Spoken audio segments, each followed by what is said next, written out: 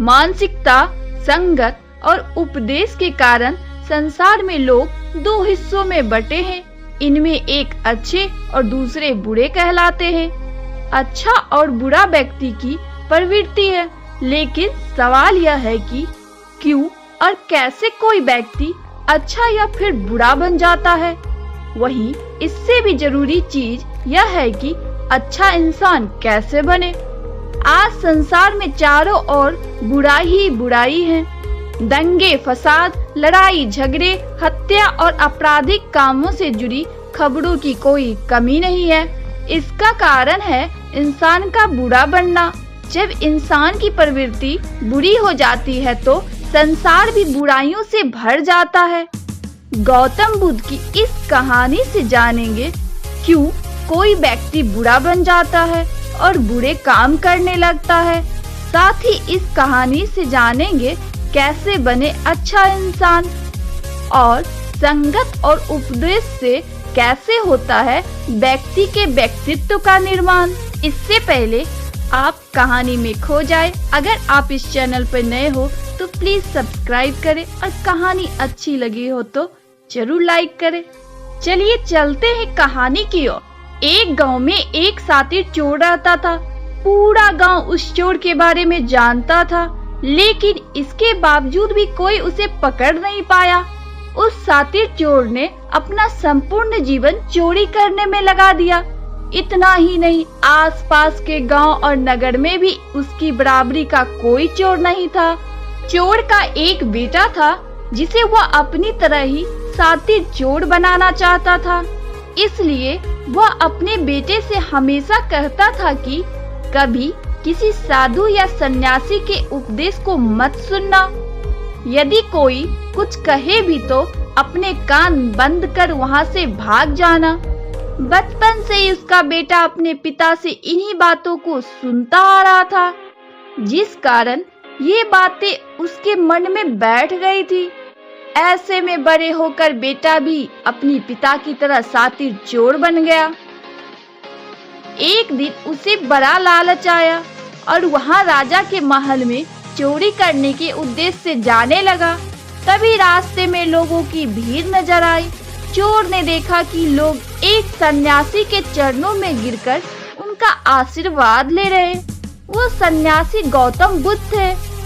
चोर साधु सन्यासी से दूर रहता था क्योंकि उसे अपने पिता से यही सीख मिली थी, लेकिन भगवान बुद्ध को देखकर वह उनकी ओर आकर्षित हो गया। इसका कारण यह है कि पहली बार उसे किसी तेजस्वी व्यक्ति के दर्शन हुए थे। अचानक उसे पिता की याद आ जाती है कि साधु सन्यासियों से दूर रहना चाहिए। चोर असमंजस में रहता है कि वह सन्यासी के पास जाए या चोरी करने के लिए आगे बढ़ जाए। एकाएक उसके मन में यह प्रश्न आता है कि आखिर पिताजी क्यों साधु संतों से दूर रहने को कहते थे। इसका उत्तर जानने के लिए चोर भी लोगों के बीच बैठ जाता है और भगवान बुद्ध के उपदेश सुनने लगता है। बुद्ध लोगों को झूठ बोलने की व्यर्थता और विश्वासघात के बारे में बताते हैं। उपदेश समाप्त होने के बाद सभी लोग अपने घर लौट जाते हैं और चोर भी चोरी करने के लिए महल की तरफ निकल जाता है। लेकिन पूरे रास्ते वह यही सोचता रहता है कि क्यों न एक बार उस सन्यासी के उपदेश में कई बातों का मान कर देखा जाए। इस तरह वह चोरी करने के लिए महल के दीवार से कूदने के बजाय महल के द्वार से अंदर जाता है।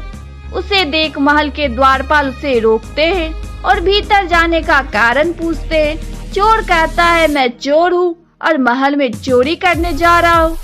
द्वारपाल उसकी बातें सुनकर हंसने लगते हैं और कहते हैं, जरूर यह महल का सेवक या नौकर होगा और हमसे मजाक कर रहा है।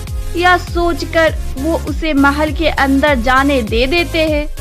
महल जाने के बाद चोर खजाना रखे तिजोरी के पास पहुंच जाता है और तिजोरी को तोड़कर धन और आभूषण के पोटली में भरकर भागने लगता है। तभी उसकी नजर महल के रसोई पर पड़ती है।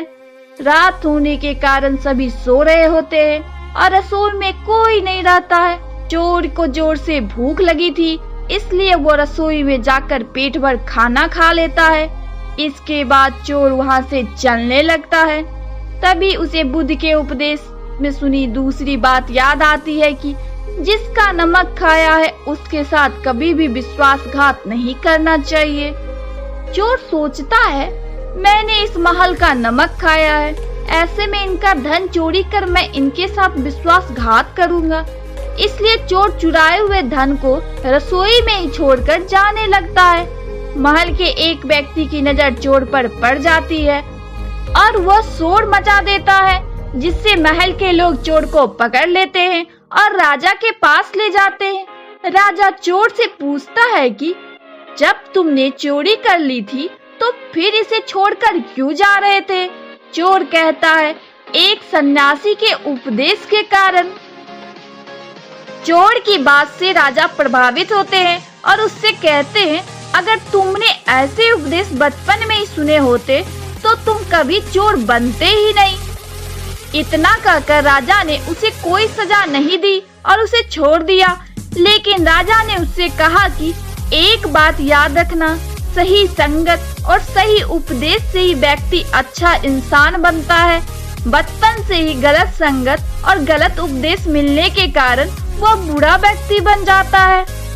संगत और उपदेश व्यक्ति का जीवन बदल देते हैं। Thank you.